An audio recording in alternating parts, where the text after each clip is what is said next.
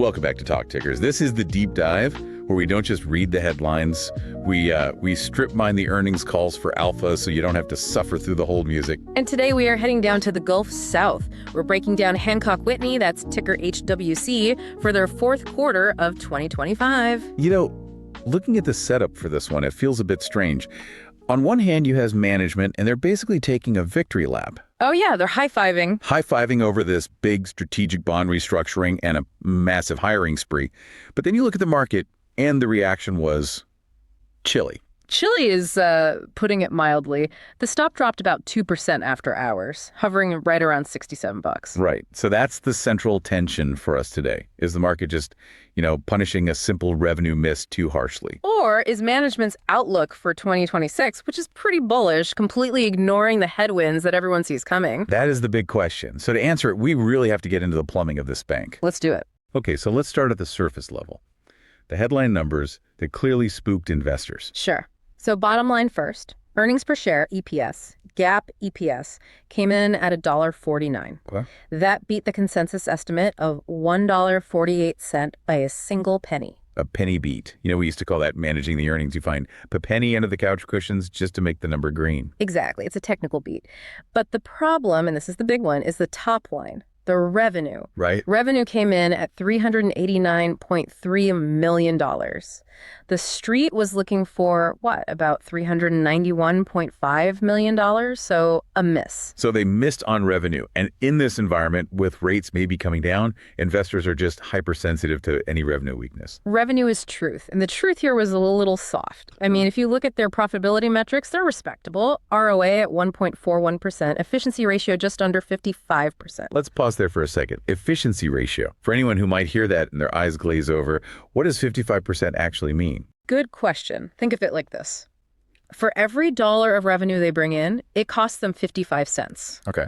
For a regional bank, anything under 60 is pretty good. Under 55 is actually quite efficient. It means they run a tight ship. So they run a tight ship, but the revenue miss suggests the engine isn't generating enough power. That's a fair way to put it. But if you look at the balance sheet itself, there was some real movement. Loans were up $362 million, which is annualized? It's a 6% annualized growth rate. Not bad at all. No, 6% is pretty solid right now. It is. And deposits were up even more, $620 million, which is 9% annualized.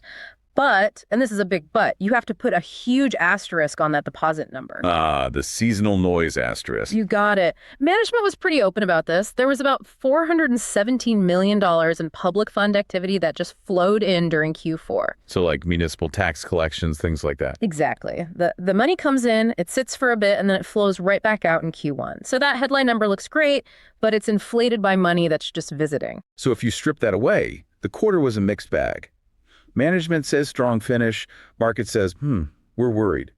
And speaking of worried, we have to talk about the financial engineering. This is the most critical part of the whole story. This isn't just running the bank. This is like balance sheet surgery.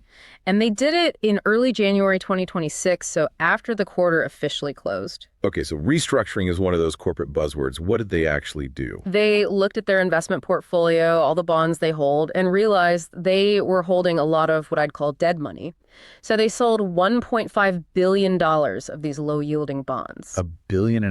That is a massive move. It is. These are securities yielding about 2.49%. Think back to, 2020, 2021 when rates were on the floor. Right. 2.5% looked pretty good back then. It was the best you could get. But now, when you can get 4 or 5% risk-free, holding a 2.5% bond is just painful. It's a drag on earnings. So they ripped the Band-Aid off. They did. Took the loss up front and reinvested all of it into new bonds yielding 4.35%. Okay, so you're trading a 2.49% yield for a 4.35% yield on $1.5 billion. That's a big spread. It's massive. And the impact on the P&L is immediate. Management projects this adds $24 million to their net interest income, their NII, annually.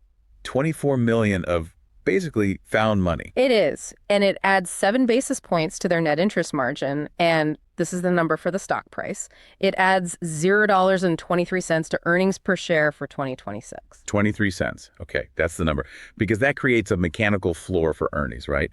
I mean, we know the Fed is probably cutting rates. HWC is assuming 2 cuts. April and July, yeah. And usually rate cuts are bad for a bank like this, an asset-sensitive bank. Generally, yes. It means a lot of their loans have variable rates. The Fed cuts, the interest they earn on those loans drops immediately. But this bond swap, it's a hedge. It's a bridge. It's a perfect bridge. They're manufacturing margin expansion. While their loan yields might dip because of the Fed, their bond yields just jumped up because of this swap. So while other banks are just sitting there waiting for those old bonds to mature, HWC forced the issue. Exactly. It's aggressive. But you can't just financial engineer your way to growth forever. At some point, you actually have to, do some banking. Which brings us to pillar number 2 of their strategy for this year, the banker blitz. The offensive play. And honestly, it's pretty counter-cyclical. Most regional banks are looking to cut costs. HWC is spending to grow. Right. They announced a target of hiring up to 50 revenue producers in 2026. 50 bankers. That's a serious expansion. And they were specific about the mix, too. Roughly 60% business bankers, 40% commercial bankers. Why does that distinction matter? Well, commercial bankers are usually your whale hunters. Yeah. Big corporations, complex deals.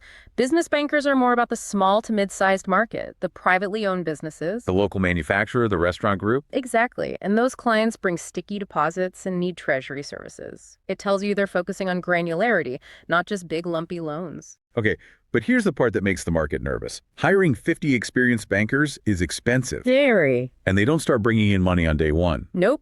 Management guided expenses up 5 to 6% for 2026, mostly for this.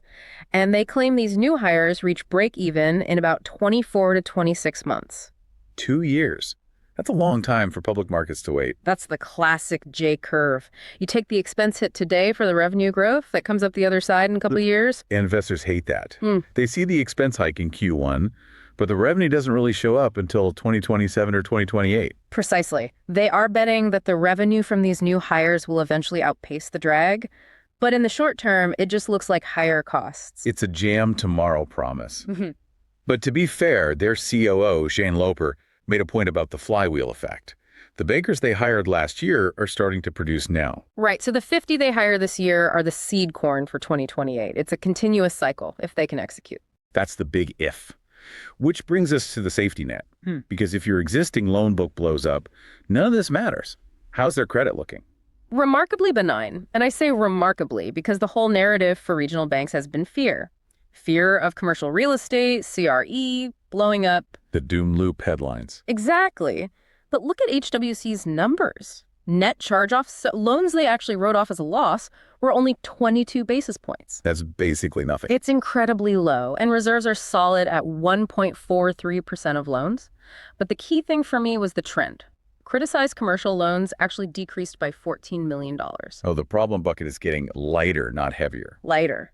And when analysts pressed them on the charge-offs they did have, they were described as idiosyncratic. Meaning it was just one company messing up, not a whole sector failing. Correct. So that stable credit foundation gives them the runway to try this hiring strategy. Okay, so credit is safe. What about capital? Are they still buying back stock? Oh, yeah. They exhausted their authorization in Q4, but the board just approved a new 5% repurchase plan for 2026. So there's a bid under the stock. And what was that about M&A? I heard they used the O word. They did. Opportunistic. But they're very disciplined about it. They have a strict 3-year earn-back threshold for any deal. Which is a very high bar to clear right now. Yeah, It tells me they're looking, but they aren't desperate. Exactly. So let's put it all together. Guidance for 2026, NII up 5-6%, fee income up 4-5%. And this all assumes 2 rate cuts. Which is where we find the disconnect. Management sees margin expansion from the bond swap. The market sees rate cuts and higher expenses. Right. The market just doesn't seem to believe the bond swap lift will fully offset the rate cut drag. It's a classic show me story. But that's where the opportunity might be. If the market is mispricing that bond swap, if they're ignoring that 23-cent EPS floor. Now you're thinking like a trader. That bond swap is math. It's locked in. The hiring is a variable. The market seems to be pricing in all of the risk, but not all of the certainty. Okay, I think it's time. Time for everyone's favorite segment. Let's get into it. This is not financial advice. Disclaimer first. We are not your financial advisors. Do your own homework. This is for entertainment and what-if scenarios only. Please don't blame us if you lose your shirt. Okay, I'm the investment committee. Pitch me the trade. All right, I call it the bond swap arbitrage. Here's the setup. The market punished HWC for a revenue miss. They treated it like any other regional bank exposed to falling rates. Just another part of the herd. Beta. Exactly. But they're ignoring the mechanics. That bond swap created a $0.23 EPS floor. That's locked-in money. It doesn't depend on the economy going great. The downside is buffered by math. Got it. So here's the trade. You go long HWC versus short a regional bank ETF, like KRE. A pairs trade. You're stripping out the sector risks. You're stripping out the beta. You don't care if regionals go up or down as a group. You are betting specifically that HWC's self-help the swap plus the hiring creates what we call idiosyncratic alpha. You're betting HWC outperforms the average bank in that ETF. Because the average bank in KRE is just sitting there. They're taking rate cuts on the chin. They didn't do $1.5 billion bond restructuring. So you're buying HWC's manufactured margin at a discount, and you're funding it by shorting the generic banks that don't have a plan. I like it. It's active management versus passive suffering. Passive suffering. I like that. Ah. Yes, that's the logic. You're capturing the spread between the bank that fixed its balance sheet and the ones that didn't. But what's the risk? Where does this trade go wrong? The risk is the hiring. If they spend all that money and the new bankers don't produce, the efficiency ratio blows out, then you've just got high expenses and no growth. Or a deep recession that overwhelms the bond swap benefit with huge credit losses. True, but in that scenario, your short on KRE would likely make a lot of money, hedging a big part of your loss on HWC. That's the beauty of it. There you have it, the bond swap arbitrage. It's a classic pivot year for Hancock Whitney. Management says 2026 is the year of the flywheel. The market says, prove it. And here's a final thought. The market hates complexity. This bond swap, the hiring J-curve, the seasonal deposits, it's messy. It is messy. Is it possible the algorithms that drive so much trading just saw revenue miss, saw expense guide up, and just sold without ever doing the math on that 23 cents? I would bet money on it. The algorithms read the headline. They don't read the footnotes, and the alpha's always in the footnote. That's where we live, in the footnotes. Thanks for listening to Talk Tickers. Keep your eyes on the tape. We'll catch you on the next print.